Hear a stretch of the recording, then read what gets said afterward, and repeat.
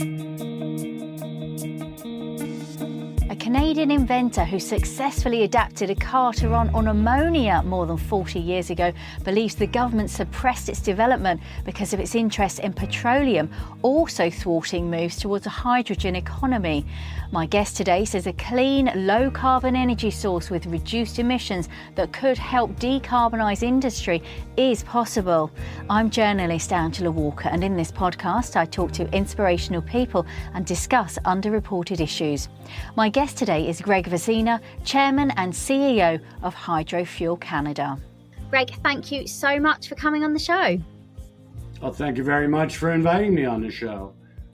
Now, I want to ask you how we can move towards a hydrogen economy later in the programme. But first, I want to hear about this car, because take us back to the 1980s. You converted your Chevy to run on ammonia. How did you do it, and why did you do it? Long story short, I was sitting in a gas station or a garage waiting for my car. I picked up a copy of Popular Mechanics or something, and it talked about an idea to use solar energy in Nevada to make a hydrogen fuel to run cars. And there were some serious people involved: Jack Nicholson, Marlon Brando, Joanne Carson, Dr. Herbert Maturay, who reversed the LED. And I thought, I want in on this. So I got together with my family and some friends, and we invested in the technology. It turned out the company went out of business because they got in a squabble with the U.S. government, which people are learning you shouldn't try to do. And so we decided either to write it off and walk away, or to do it ourselves. So we hired the people we could out of Los Angeles. We went to our family farm, my wife's family farm in Saskatchewan, and we bought a Chevy Impala and a Chevy truck diesel, and we converted both of them to run on ammonia fuel. The gasoline version worked better. It was easier, less complicated. Diesel compression ignition of ammonia, which is a very narrow flame area to ignite, is much more challenging. So we said, all right, we're going with a car. And we started in Edmonton, and we drove it from Edmonton, Alberta to Ottawa. We arrived in Ottawa the week of our Constitution settlement. And the Governor General then, Ed Schreier, who was a very big supporter of alternative energy and what we were doing, called a press conference on Constitution Day, the morning that we settled our Constitution after 100 and whatever years. And half of Parliament showed up, a number of cabinet ministers, and the media was there, and they said, assuming it's competitive with oil, they'll encourage you in support, and their department is working very closely with us. And here we are 44 years later, and we're still waiting for their department to be working very closely with us. But the bottom line is we drove the car across Canada, then to Montreal, and then to Toronto. And I've spent the last 40 years trying to show the world that ammonia, is a fuel, an energy currency, a way to store and use hydrogen. And indeed, it's a way to utilize hydrocarbons in non-polluting applications. So really, that's what it's all about. It started out as a kid waiting for his car to be fixed, who found out about a technology and chased the dream. So you made it work. You proved that it could work. You drove it across Canada. You showed it to the politicians. They said they were going to get behind developing it further. What went wrong? Politicians, by their very nature, are what I would call, at best, conflicted. You got to dance with the one what run ya. So in order to understand policy, public policy, you have to understand who gets these people elected. And the reality is that it's not the voters. It's whatever special interest group it is. If it's a conservative, it's money. If it's the Socialist or New Democratic Party in Canada, it's the union. If it's the Liberal Party, it's both. So politicians promise one thing, and then when they get elected, they have to pay off the favors, and they have to do the things for the constituents that are required to stay elected. And a great example in environmental error is the United States policy on ethanol. Al Gore broke the tie vote as vice president, and America had an ethanol policy and subsidy. But if you want to stop pollution, you just stop. You don't increase it with technologies that are worse. Ethanol only contains 75% of the energy that was in the diesel fuel and fertilizer used to make it. You want to reduce pollution by 25%? Outlaw it. Don't mandate it. U.S. is increasing the mandated use in Canada from 10 to 15%. The EU is going down from 7.9 to 4 to 0. They're outlawing using old growth wood chips from BC in power plants in the UK and calling it green. So the short answer is the politics have been conflicted because they can't be honest. They won't allow level playing field. They won't allow winners to be winners and losers to losers. They want the largest sector of the economy to be the industry of applying for government grants for industry. And that's really what happened. Eventually, and when Greta Thunberg tells us it will be totally green in 2035, eventually reality hits. And you understand, A, how big the problem is, and B, how expensive it's going to be to clean it up. And classic example is the Republicans in the United States wanting you to go to jail for life for smoking one marijuana joint. But where were the first 13 states in the United States to legalize marijuana? Republican states. Why? Because they eventually followed the money. So what's happened is that we're now in global politics, especially with what's going on in the United States, where countries are going to have to look at baseline economics. They're going to have to look at the cost of their economy of importing technology and energy versus producing. And they'll go back to the Brazil experiment for ethanol, which, Brazil was bankrupt, 19th largest economy in the world. The IMF was taking their schools, hospitals, and airports for interest on loans. And they said, forget it, bulldoze the rainforest, we're going to make alcohol fuels. And it took about 10 years to figure out how not to bulldoze it every year. But the bottom line is, here we are 30 years later. They're the 9th largest economy in the world. And there's nothing built on that runs on alcohol in the world that isn't built in Brazil. And the IMF said at the end they could spend 10 times as much producing internally as for imports, because imports meant the money left the economy immediately and came back as investment in infrastructure at pennies on the dollar. But if they did it internally, it went through the economy 13 times, creating 390 times the percent tax base. So if you do it yourself, even if it costs you more, you're better off. So now we've reached that wonderful nirvana where we're going to move very quickly, I think in probably less than a decade, from 13 countries providing 90% of the world's energy to 90% of the world making their own. And that means 90% of the world is a first world country. Because if you have energy, technology, resources, etc., you have an agriculture, you're a first world country. And they'll have at least one, and that gives you the other three. I want to get back to this point really about, the political will to invest in developing ammonia as a fuel wasn't there. Do you think it was actually suppressed, this invention of yours?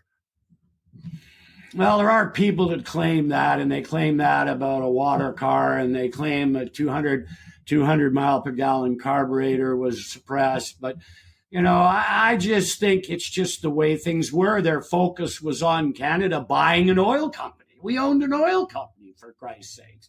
A politician who heard that someone had a better technology, who had just spent billions of dollars on taxpayers' money on an oil company, probably didn't want to hear that there was something else. The other thing is that you got to remember, in politics, things is cyclical. So hydrogen was really big in 1980 and 81. By 83 or 84, it was dead. In 2000, hydrogen was really big for 3 or 4 years, was dead. Here we are in the same basic cycle that started again in 2020. The problem is that most new technologies are science experiments. They're not economically viable at grid scale. And that's really one of the things that we've learned and we've dealt with the technologies we have today. We've defeated grid scale being better and more economic because of transportation and storage. We're now at the point where we can clean hydrocarbons or make ammonia at end use right where they use it the day before they use it. Well, that eliminates 2/3 of your costs. So now all of a sudden, cleaner technologies are viable based on simple mathematics, not government subsidies, not incentives, not politicians that come and go. So that's the really important thing that's happened. I don't think I was suppressed as much as the whole sector was ignored. But understand, the U.S. military did a huge project in the 1960s on ammonia as a fuel. It was called the Energy Depot. And although the idea ended up being not executed properly, the science was proven. They were losing 4 out of 5 fuel convoys going to the front line, not accounting the loss of life. So they wanted to find a way to make fuel at the front line. So some genius said, let's drop a portable tokamak nuclear reactor at the front line and make a fuel. What can we make? They figured out they could make ammonia. They hired GM, Continental Aviation Engineering. They made ammonia fuel cells, ammonia engines. They proved it worked. And then it got to the Senate committee, and some congressman asked the military guy, what happens when they blow up the portable nuclear reactor? And he said, we won't fight for that land for 10,000 years. And then out went the baby with the bathwater. So just because that particular way to do it was proven to be, a little out there, they threw it all away. But America came back to this in 1980, 81 as well. A great deal of research said, we should do this. Of course, it was ignored. It came back again in 2000, as I said, not only hydrogen, but ammonia. And an Ammonia Energy Association was started, and off it went. Today, there is ammonia-powered ships being sold. There are conversion systems to convert bunker fuel oil ships to run on ammonia or alternative fuels or a combination. There are coal-powered plants where they're using ammonia to reduce emissions. So what's happened is what we said should happen has happened, but it's only happened at the industrial scale. It hasn't happened at the consumer level. And to be honest, the reason we converted a car to run on ammonia instead of a generator was because the media wants you to do something sexy like run your car. The last place you're going to use ammonia is in a passenger car in a major urban center. There are so many other places to use it where it's safer, cheaper, and you don't risk a Hindenburg experiment.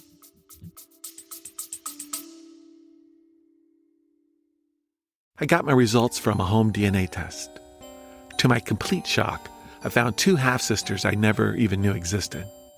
Turns out, the man I grew up thinking was my dad wasn't my dad at all. So I started a podcast called Missing Pieces, MPE Life, and it curates stories of people like me, people who find family secrets, people who were switched at birth.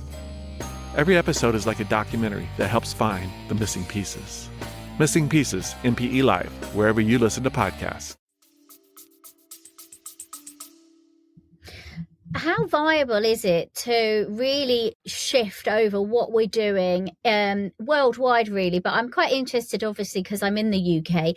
How, what is the potential of ammonia here? I mean, it's cleaner, it's greener. Could we potentially move over to it? Is it feasible for us to have it here? Well, people have to understand a fundamental fact, how big the energy sector is, okay? It's 10, 11 trillion dollars a year out of $110 trillion global GDP. It is very, very, very, very, very big. So there are numerous specific applications today where this works better than anything else we have. Keep in mind, though, we have fossil fuels. They exist. When you're going to make a form of energy from something, you got to make it from start to finish. So you need to generate the electricity, and then you need to convert it, the water into hydrogen and oxygen. And then, okay, so there are places where this will work today, and there's places where it won't. And then you have emerging technologies or emerging energy supplies. What we've now found out about is something called white hydrogen, which is basically very low carbon content natural gas, okay? And we found out there are trillions and trillions of metric tons of this stuff around the world. Now, you got to go down 10,000 meters to get it. So There will be places where very low cost hydrogen is available either because of cheap electricity or stranded electricity. And the third thing is we have, hundreds, if not thousands of years of hydrocarbon. What happens if we develop the technology to refine them without using heat and electricity made from hydrocarbons, and then find a way to utilize them at end use without emitting the carbon? Now, all of a sudden, we've got this huge supply of hydrocarbons that we've been told by people has to stay in the ground that don't have to stay in the ground. There'll be less pollution if you eliminate upstream and downstream carbon emissions from the midstream, even if it's 7% instead of the 3% industry says, than there would be building a windmill, or building a solar farm, because you got to mine the materials and da-da-da-da-da.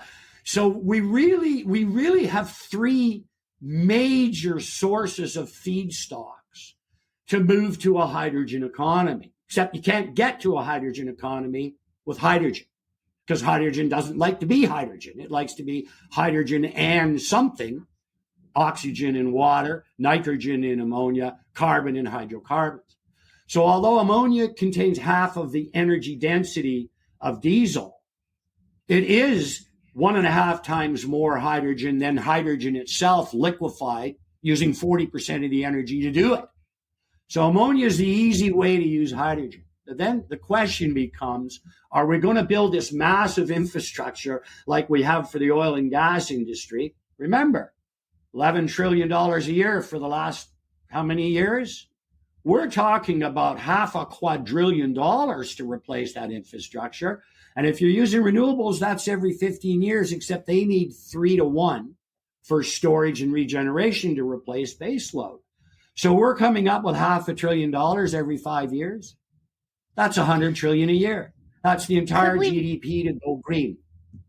Could we not integrate like the hydrogen economy with the existing economy and maybe just be phasing that out so that we are going greener, we are going towards hydrogen, but we're not having a massive switch over? We're kind of allowing things to run their course a bit more. That's in fact the answer. The answer is we're not going to throw away this hydrocarbon infrastructure and industry we have. It's there. And it's going to continue. And the reason it's going to continue is global demand is not leveled up. It's just going up and up and up and up. And we need to supply this energy. But at the same time, you're absolutely correct. There are a number of places where we could start replacing the pollutingest, the worst of hydrocarbons, with renewable hydrogen stored in ammonia and manufactured as close as possible to end use. The plan of taking renewable electricity in Newfoundland, Canada, and making ammonia and shipping it to Germany to convert it back to electricity. If you do your grade 3 math and science, it's not really, really good. And here are the numbers. Let's assume that electrolysis is 50%, 60% efficiency. And let's assume that you can convert that hydrogen into ammonia at not the 65% efficiency of Haber, but let's say another 60%. Okay, now you got to ship that ammonia from Newfoundland to Germany. Well, the World Bank says it costs $9 a kilogram to ship hydrogen as hydrogen and $3 a kilogram to ship hydrogen and ammonia. But you can make ammonia for under $3 a kilogram with electricity up to 8 cents. So you'll make it in Germany. You won't ship it. So there won't be this large scale. Yeah. Where it will be used very quickly. You've got huge offshore wind capacity in the UK.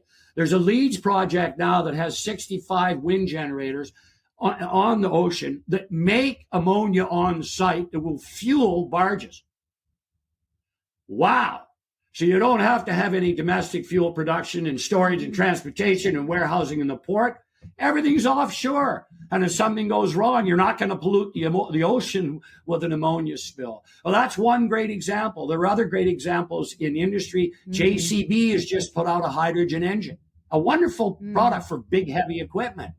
In the cement industry, in the garbage industry, you have huge demand for fuel. You have centralized fuel and you have dedicated routes, private roads.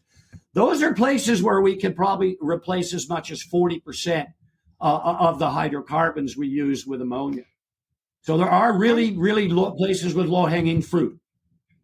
And I want to ask you, because we've been talking about like Europe and Canada, but the biggest polluters, as we know, are China. Russia is a huge polluter. Are these countries going to get on board with a hydrogen kind of economy? I would say no, or not likely in the short to medium term for Russia. I will say that China is already so far ahead of the rest of the world. It's ridiculous. I mean, they are running coal plant. They're building, a coal plant a day, but they're starting to run them on between 20 and 50% ammonia. They have this. They have ammonia buses. They have ammonia fuel cells. They have ammonia cars. They have ammonia generators. China's an importer of energy. So again, they've done the math. It costs it 10 times as much to import energy as it costs them over a generation to make it themselves. They're making it themselves. China has a huge renewable energy industry. They probably produce half or more of all of the solar and wind technology used in the planet Earth. China is going to be a very, very big competitor to economies that don't evolve. That's really interesting. I had no idea actually that China were on board, because we're often, in the UK, we import so much stuff that's produced in factories in China. And one of the real concerns people have is about the carbon footprint for, the cheap products that we're having. And people don't seem to want to let go of having those cheap products. So to know that they are moving over to hydrogen is definitely a good thing. So what are the biggest challenges, do you think, Greg, are like moving over? Do you think it's like a mindset thing of getting people to kind of accept that ammonia is a good way to produce energy? I don't want to be insulting, but the last place you need to go is to the consumer. Okay. The disinformation potential, it's just, you go to the industries that can do it today, that are already doing it, that see the benefits, okay? I'll give you another good example. Why would you take electricity, convert it to hydrogen, put it in a blast furnace in a steel mill to reduce your emissions, when you can just use the electricity in an arc furnace, okay? You have to match the utilization technology with the demand. And so, again, I say, hydrogen passenger vehicles have been a disaster, okay? Every hydrogen bus test that's going on now is having challenges. They're finding out that the fuel storage is great, but all those metal piping and fueling systems in the hydrogen bus leak because hydrogen will go right through metal. Every high-speed hydrogen train that's ever been built has run once, set a record, and been shut down. Okay, why? Grade 3 math. It costs 10 times as much to use it versus clean diesel, supposedly. Well, the fact of the matter is that the hydrocarbon combustion technology is so clean. It's so good. I mean, it is very good. So the best applications, I believe, are hybrids. And there's one very important reason. An electric battery system will lose as much as half of its energy, providing heating and cooling for the battery and the vehicle. A hybrid has a small internal combustion engine, very inefficient, wastes 70% of the energy in heat. So having a small internal combustion engine and a smaller battery allows you to run 50, 100 kilometers on the battery. But if you need heat or cooling, stream heat or cooling, it comes from waste heat from the internal combustion engine. So there's a place where it will work. But wait, hydrogen is $30 a kilo retail. That's equivalent to gasoline at $30 a gallon. So while it's a nice thought and a nice experiment, the bottom line is where hydrogen's going to be used is where it can be used. And it ain't going to be used for personal passenger vehicles, in my opinion, until you can fill your vehicle up with water. Once you can fill your vehicle up with water and turn it into hydrogen. That's when it will be used. But to be honest, Angela, before that, we will put diesel in a truck. We will use light to crack the diesel into pure carbon, run that engine on hydrogen. And then when you fill up your diesel truck, they will pay you for the carbon you made cheaper than they can make it in a factory and ship it. And that's what photochemistry is. And that's the second technology we've developed. We developed a way to make ammonia very cheap, green, using electricity, or to make ammonia cheap using cheap hydrogen, using a third of the energy that you use with today's technology. But on the other side, at the University of Toronto, we're working on photochemistry. And simply what that means is the world today is run on heat and electricity, thermal chemistry and electrochemistry, and 80% of it comes from hydrocarbons. We can either find a way to make those without pollution or find a way to not even use them, which you can do with light and LEDs that run 24/7. All of a sudden, we can refine oil and everything else without carbon pollution. Now, you can do exactly the same thing at end use. You can still use the existing pipelines and infrastructure that we've got $500 quadrillion invested in for the next 50 years as we evolve. So again, people got to understand we're spending millions of dollars doing basic research at a university, not commercial, not technology readiness level 7, 8, 9, 1, 2, and 3. Why are we doing it? To be honest, Angela, because nobody's doing it. Companies don't invest in basic fundamental science today. You know where the greatest inventions in the world have all come from? Basic science.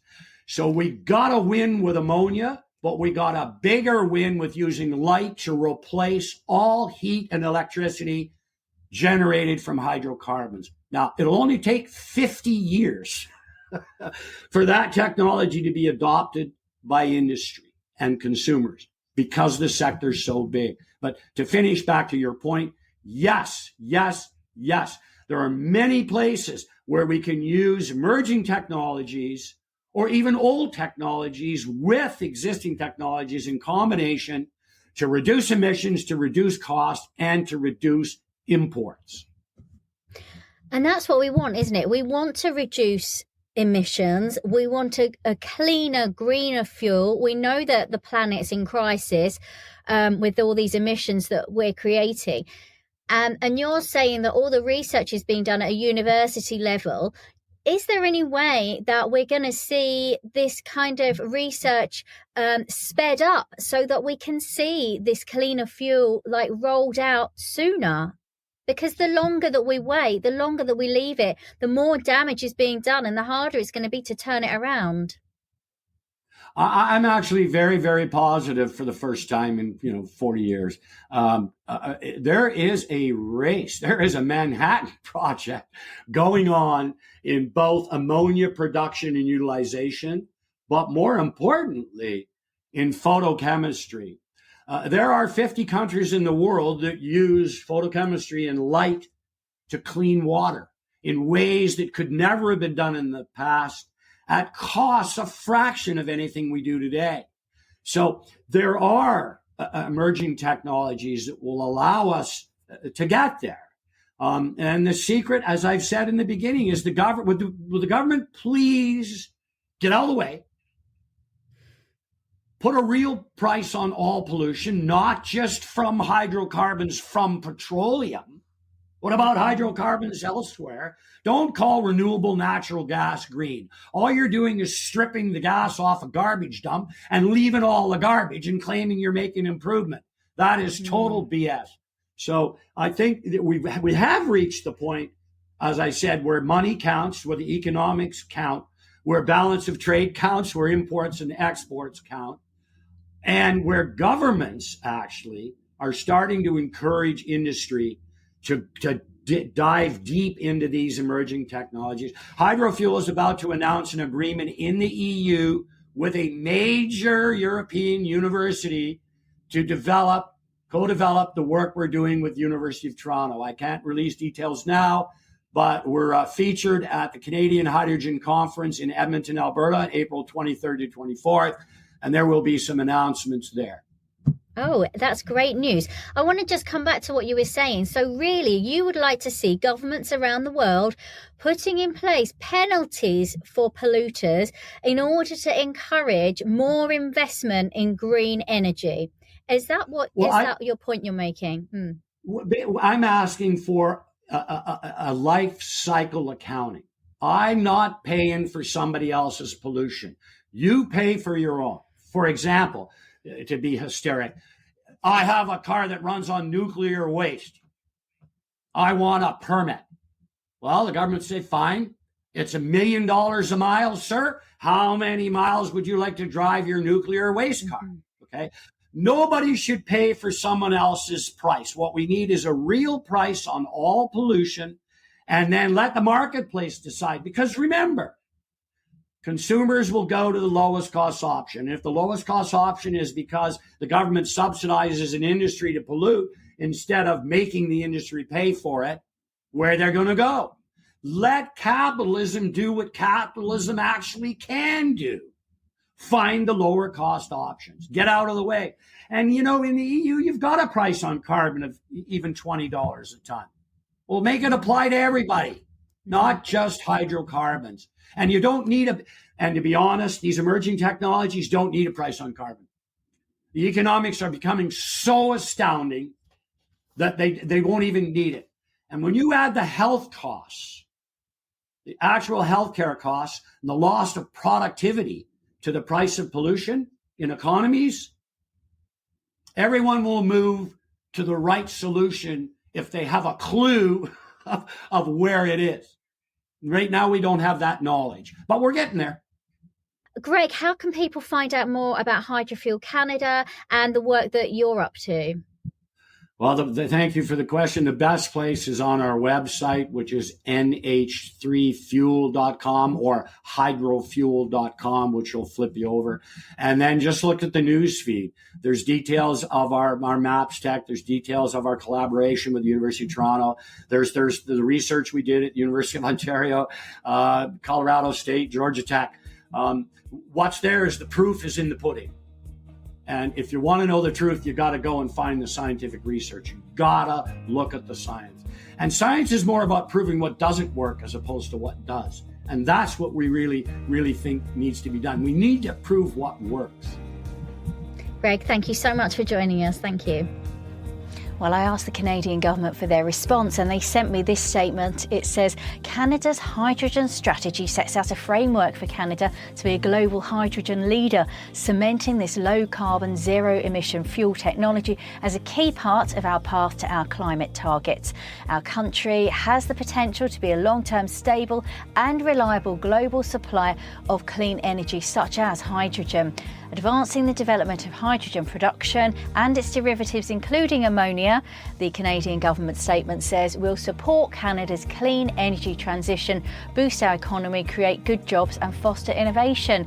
NR can invest in research programs and activities to enable and support the development of clean energy infrastructure. And you can find out more about what the Canadian government has to say on their website. I'm going to put a link to that in the show notes. Also put a link in the show notes to Greg Vezona's Hydrofuel website as well. Thank you so much for joining me. You've been listening to Angela Walker in Conversation. Please take a moment to subscribe, comment and like this podcast. That means the algorithm will show it to more people. And I hope you've enjoyed the programme. You can find more of my work on my website, angelawalkerreports.com. Until next time, take care.